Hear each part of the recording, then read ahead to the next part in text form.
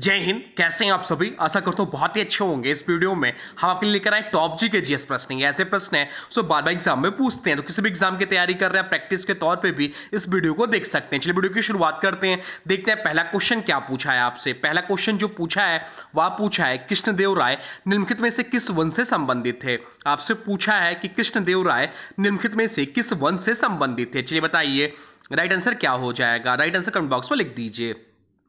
तो right answer जो हो जाएगा वो हो जाएगा ऑप्शन डी, तुलुप वंश से संबंधित थे कृष्णदेव राय। कृष्णदेव राय जिनका कार्य पीरियड था 1509 से 1529 के बीच में, 1529 के बीच में इनका कार्य पीरियड रहा है। ये विजयनगर साम्राज्य के सबसे महान शासकों में से एक थे। ये तुलुप वंश से संबंधित है। उनके काल को विजयनगर साम्राज्य का स्वर्णयुग कहा जाता है। इनके प्रमुख कार्य जो रहे हैं वो प्रसिद्ध ग्रंथ आमुक्तमाल्यद जो कि तेलुगु भाषा की रचना की, साहित्य कला और वास्तुकला का उत्कर्ष हुआ इनके समय में, और हजारा राम मंदिर, विट्ठल स्वामी मंदिर जैसे स्थापत्य कार्य हुए। अब चलते हैं अगले प्रश्न की ओर। देखते हैं अगला प्रश्न क्या पूछा है आपसे। अगला प्रश्न पूछा है भारत में किसी भी राज्य की सीमाओं को बदलने के लिए कौन अधिकृत है। आपसे पूछा है कि भारत में किसी भी राज्य की सीमाओं को बदलने के लिए कौन अधिकृत है। चलिए बताइए राइट आंसर क्या हो जाएगा। तो राइट आंसर जो हो जाएगा वो हो जाएगा ऑप्शन बी, संसद। संसद इस प्रश्न का राइट आंसर हो जाएगा। भारतीय संविधान के अनुच्छेद 3 के अनुसार संसद को यह अधिकार है कि वह किसी राज्य की सीमाओं को बदल सकती है, किसी राज्य का नाम बदल सकती है, किसी राज्य को विभाजित या नए राज्य का निर्माण कर सकती है। इसके लिए राष्ट्रपति संबंधित राज्य की विधानमंडल की राय यानी कि सुझाव मांगते हैं, परंतु यह राय बाध्यकारी नहीं होता। अंतिम निर्णय संसद का होता है। अब चलते हैं अगले प्रश्न की ओर। देखते हैं अगला प्रश्न क्या पूछा है आपसे। अगला प्रश्न पूछा है कोणार्क का सूर्य मंदिर और किस लोकप्रिय नाम से जाना जाता है। आपसे पूछा है कि कोणार्क का सूर्य मंदिर और किस लोकप्रिय नाम से जाना जाता है। चलिए बताइए राइट आंसर क्या हो जाएगा। तो इसे ब्लैक पैगोडा टेम्पल भी कहते हैं, यानी कि काला पैगोडा मंदिर कहा जाता है। ऑप्शन डी इस प्रश्न का राइट आंसर हो जाएगा। कोणार्क का सूर्य मंदिर उड़ीसा में 13वीं शताब्दी में गंग वंश के राजा नरसिंहदेव प्रथम ने बनवाया था। यह मंदिर अपने विशाल रथ के आकार और अद्भुत शिल्प कला के लिए प्रसिद्ध है। यूरोपीय नाविक इस मंदिर को दूर से देखकर इसे ब्लैक पैगोडा यानी कि काला पैगोडा कहते हैं, क्योंकि इसका रंग गहरे काले पत्थर जैसा दिखाई देता है। इस तरह पुरी का जगन्नाथ मंदिर व्हाइट पैगोडा यानी कि श्वेत पैगोडा के नाम से प्रसिद्ध है। अब चलते हैं अगले प्रश्न की ओर। देखते हैं अगला प्रश्न क्या पूछा है आपसे। अगला प्रश्न जो पूछा है वह पूछा है भारत में किसके जन्मदिवस के अवसर पर राष्ट्रीय एकता दिवस मनाया जाता है। आपसे पूछा है कि भारत में किसके जन्मदिन के अवसर पर राष्ट्रीय एकता दिवस मनाया जाता है। चलिए बताइए राइट आंसर क्या हो जाएगा। राइट आंसर हो जाएगा ऑप्शन ए, सरदार वल्लभ भाई पटेल। सरदार वल्लभ भाई पटेल इस प्रश्न का राइट आंसर हो जाएगा। भारत में राष्ट्रीय एकता दिवस हर साल 31 अक्टूबर को मनाया जाता है। यह दिन सरदार वल्लभ पटेल की जयंती के अवसर पर मनाया जाता है। पटेल ने भारतीय रियासतों के एकीकरण में महत्वपूर्ण भूमिका निभाई थी। 2014 से यह दिवस भारत सरकार द्वारा मनाया जा रहा है। गुजरात के नर्मदा जिले में उनकी 182 मीटर ऊंची प्रतिमा स्टैच्यू ऑफ यूनिटी इसी योगदान के याद में बनाई गई है।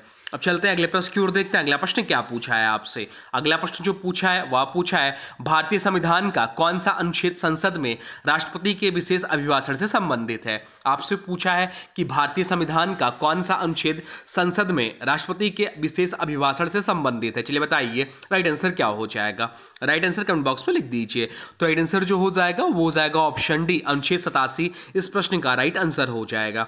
अनुच्छेद 87 में प्रावधान है कि प्रत्येक वर्ष के प्रथम सत्र की शुरुआत में और प्रत्येक आम चुनाव के बाद पहले सत्र की शुरुआत में राष्ट्रपति संसद में यानी कि लोकसभा और राज्यसभा की संयुक्त बैठक को विशेष अभिभाषण देंगे। इस अभिभाषण में सरकार की नीतियों और कार्यक्रमों की रूपरेखा प्रस्तुत की जाती है। बाकी विकल्पों की बात करें तो अनुच्छेद 79 संसद की संरचना यानी कि राष्ट्रपति राज्यसभा लोकसभा से संबंधित है। अनुच्छेद 85 जो दिया हुआ है संसद का सत्र बुलाने और स्थगित करने से संबंधित है। अनुच्छेद 81 जो दिया हुआ है या लोकसभा की संरचना जैसे कि सदस्यों की संख्या और निर्वाचन से संबंधित है। अब चलते हैं अगले प्रश्न की ओर। देखते हैं अगला प्रश्न क्या पूछा है आपसे। अगला प्रश्न पूछा है महिला अंतरिक्ष यात्री नूरा अल-मतरोसी किस देश की हैं। आपसे पूछा है कि महिला अंतरिक्ष यात्री नूरा अल-मतरोसी किस देश की हैं। चलिए बताइए राइट आंसर क्या हो जाएगा।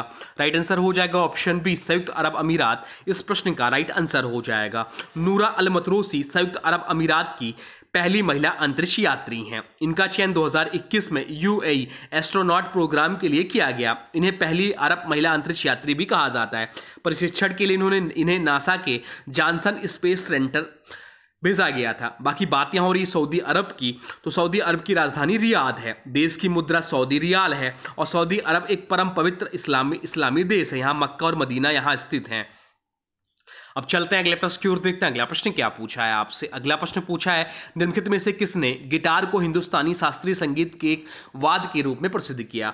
आपसे पूछा कि निम्नलिखित में से किसने गिटार को हिंदुस्तानी शास्त्रीय संगीत के एक वाद्य के रूप में प्रसिद्ध किया। चलिए बताइए राइट आंसर क्या हो जाएगा। राइट आंसर हो जाएगा ऑप्शन डी, पंडित ब्रजभूषण काबरा। इस प्रश्न का राइट आंसर हो जाएगा। पंडित ब्रजभूषण काबरा ने पश्चिम वाद्य गिटार को संशोधित करके भारतीय शास्त्रीय संगीत में प्रस्तुत किया। उन्होंने इसे हिंदुस्तानी शास्त्रीय वाद्य के रूप में मान्यता दिलाई।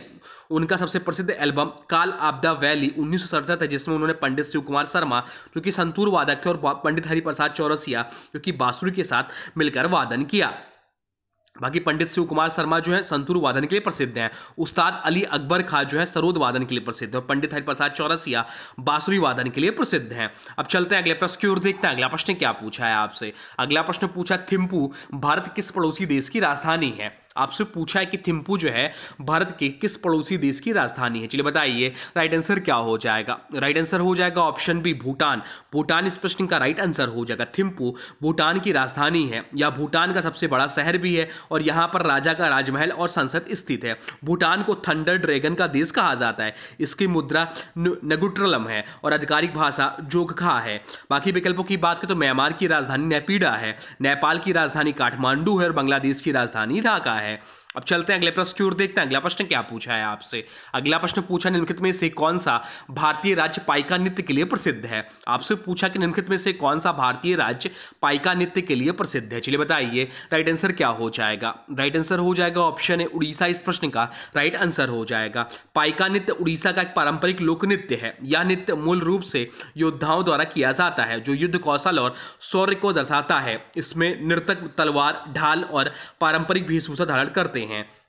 बाकी विकल्पों की बात करें तो तमिलनाडु में भरतनाट्यम के लिए प्रसिद्ध है, मणिपुर नृत्य और थांगटा मार्शल डांस के लिए प्रसिद्ध है, केरल में कथकली और मोहिनी अट्टम के लिए प्रसिद्ध है।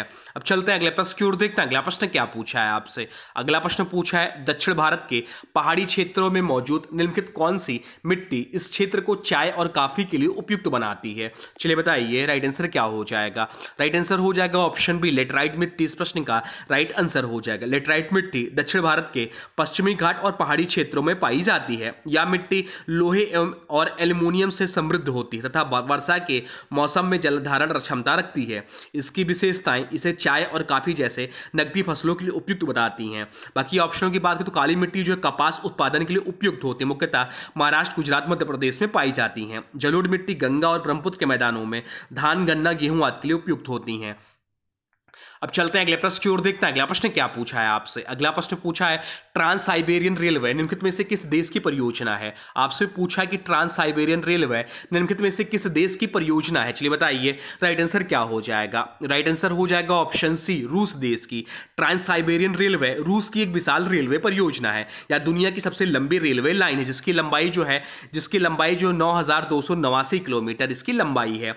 मार्ग जो इसका मॉस्को से शुरू होकर व्लादिवोस्तोक तक जाता है। इसका निर्माण 1891 से 1916 के बीच में हुआ। यह रेलवे यूरोप और एशिया को जोड़ने का कार्य करती है और रूस के आर्थिक एवं सामरिक दृष्टिकोण से अत्यंत महत्वपूर्ण है।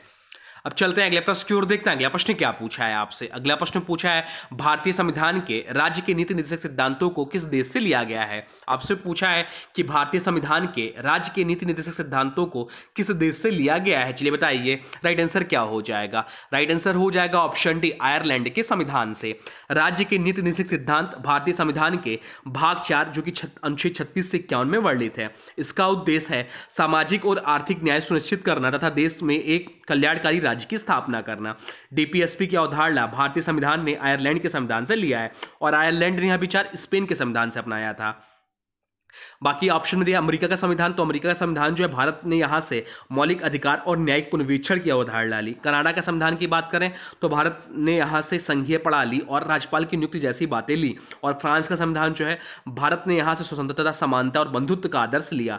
अब चलते हैं अगले प्रश्न की ओर, देखते हैं अगला प्रश्न क्या पूछा है आपसे। अगला प्रश्न पूछा है एंथूरियम जिसका नामकरण एक प्रसिद्ध फूल के नाम पर हुआ है या निम्न में से किस राज्य का एक प्रमुख पर्व है। चलिए बताइए राइट आंसर क्या हो जाएगा।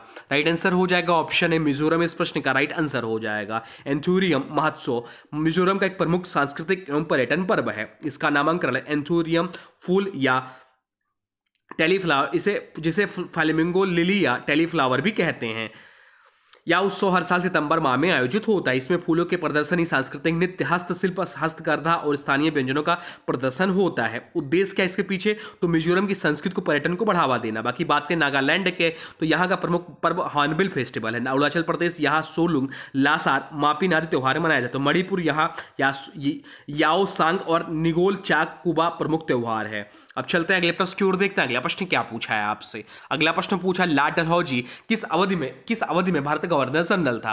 आपसे पूछा है कि लॉर्ड डलहौजी किस अवधि में भारत का गवर्नर जनरल था। चलिए बताइए राइट आंसर क्या हो जाएगा। राइट आंसर हो जाएगा ऑप्शन डी 1948 से 1856 के बीच में। लॉर्ड डलहौजी भारत का गवर्नर जनरल 1848 से 1856 तक रहा। इसके काल को अक्सर भारतीय साम्राज्य का विस्तार काल कहा जाता है। इसके प्रमुख कार्य रहे जो है वो है लैप्स की नीति लागू की, रेलवे, डाक, टेलीग्राफ की शुरुआत करवाई, वुड्स का शिक्षा परिपत्र 1854 जारी किया, 1853 का चार्टर अधिनियम लागू हुआ। अब चलते हैं अगले प्रश्न की ओर, देखते हैं अगला प्रश्न क्या पूछा है आपसे। अगला प्रश्न पूछा है यूकैरियोटिक कोशिकाओं के निम्न में से किस कोशिकाओं को आत्मघाती थैली भी कहा जाता है। आपसे पूछा कि यूकैरियोटिक कोशिकाओं के निम्न में से किस कोशिकांग को आत्मघाती थैली भी कहा जाता है। चलिए बताइए राइट आंसर क्या हो जाएगा। राइट आंसर हो जाएगा ऑप्शन बी लाइसोसोम, इस प्रश्न का राइट आंसर हो जाएगा। लाइसोसोम को कोशिका का आत्मघाती थैला कहा जाता है। इसमें हाइड्रोलिटिक एंजाइम पाए जाते हैं जो प्रोटीन, कार्बोहाइड्रेट, वसा आदि को तोड़ सकते हैं।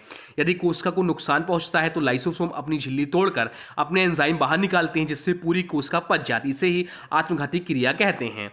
इससे खोजकर्ता जो थे क्रिश्चियन डेड्यूब थे। बाकी विकल्पों की बात करें तो ग्लाजिकाय प्रोटीन का संशोधन और पैकेजिंग के लिए करता है।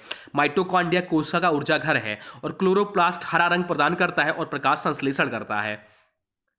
अब चलते हैं अगले प्रश्न की ओर, देखते हैं अगला प्रश्न क्या पूछा है आपसे। अगला प्रश्न पूछा है निम्नलिखित में से कौन सी रचना कालिदास की नहीं है। आपसे पूछा कि निम्नलिखित में से कौन सी रचना कालिदास की नहीं है, तो विक्रमोर्वशीयम या भी कालिदास की रचना, अभिज्ञान शकुंतलम या भी कालिदास की रचना है, रघुवंशम या भी कालिदास की रचना, परंतु ऑप्शन सी जो है नीतिसार या कालिदास की रचना नहीं है। तो ऑप्शन सी इस प्रश्न का राइट आंसर हो जाएगा। कालिदास संस्कृत के महान कवि और नाटककार थे। उनकी प्रमुख रचनाएं जो है महाकाव्य, रघुवंशम और कुमार संभवम। नाटक है अभिज्ञान शकुंतलम, विक्रमोर्वशीयम और मल्लिका निकृतम।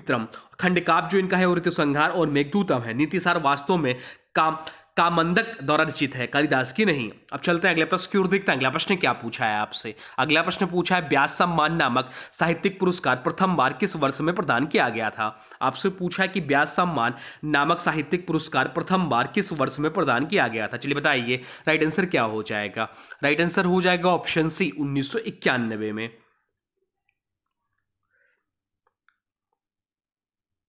अब चलते हैं अगले प्रश्न की ओर, देखते हैं अगला प्रश्न क्या पूछा है आपसे। अगला प्रश्न जो पूछा है वह पूछा है बोर्नियो, जावा और सुमात्रा निम्नलिखित में से किस द्वीप समूह के द्वीप हैं। आपसे पूछा कि बोर्नियो, जावा और सुमात्रा निम्नलिखित में से किस द्वीप समूह के द्वीप हैं। चलिए बताइए राइट आंसर क्या हो जाएगा। राइट आंसर हो जाएगा ऑप्शन सी इंडोनेशिया, इस प्रश्न का राइट आंसर हो जाएगा।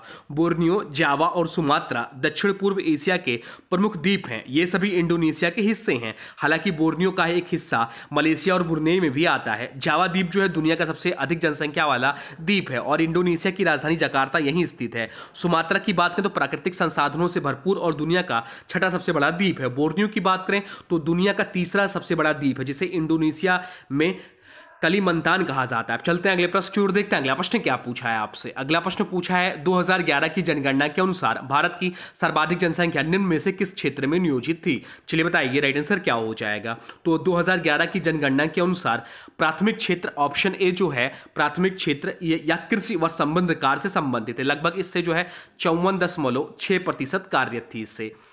द्वितीय क्षेत्र से 22% कार्य थी, द्वितीय क्षेत्र से 22% कार्य थी, तृतीय क्षेत्र से 23 से 24% कार्यरत थी। इसलिए 2011 तक भारत की सर्वाधिक जनसंख्या कृषि प्राथमिक क्षेत्र में ही कार्यरत थी।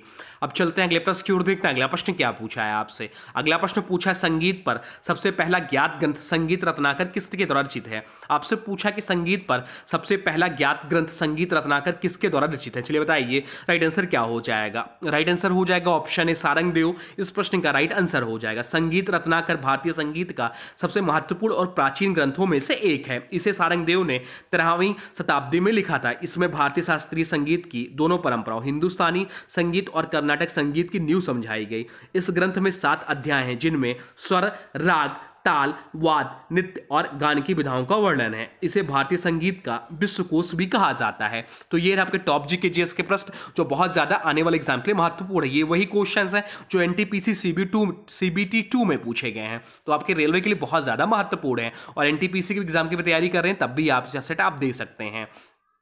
अब आज के वीडियो से प्रश्न है, इसका राइट आंसर आप लोग कमेंट बॉक्स में बताना है। आज के वीडियो से प्रश्न है भारत में किसके जन्मदिन के अवसर पर राष्ट्रीय एकता दिवस मनाया जाता है। आपसे पूछा है कि भारत में किसके जन्मदिन के अवसर पर राष्ट्रीय एकता दिवस मनाया जाता है। इसका जो भी राइट आंसर हो कमेंट बॉक्स में जरूर बताइए और वीडियो कैसा लगा इसके बारे में भी जरूर बताइए। और हाँ देखिए, अभी तक आपने वीडियो को लाइक नहीं किया है तो प्लीज वीडियो को लाइक कर दीजिए और चैनल पर नए चैनल को सब्सक्राइब भी कर लीजिए। तो चलिए मिलते हैं नए वीडियो में, तब तक के लिए thanks for watching railway exam target channel को।